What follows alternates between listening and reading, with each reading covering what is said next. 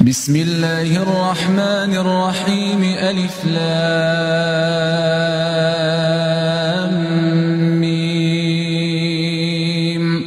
الله لا إله إلا هو الحي القيوم نزل عليك الكتاب بالحق مصدقا لما بين يديه وأنزل التوراة والإنجيل من قبل هدى للناس وأنزل الفرقان إن الذين كفروا بآيات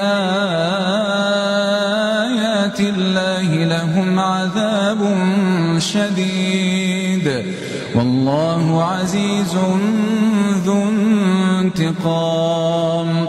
إن الله لا يخفى عليه شيء في الأرض ولا في السماء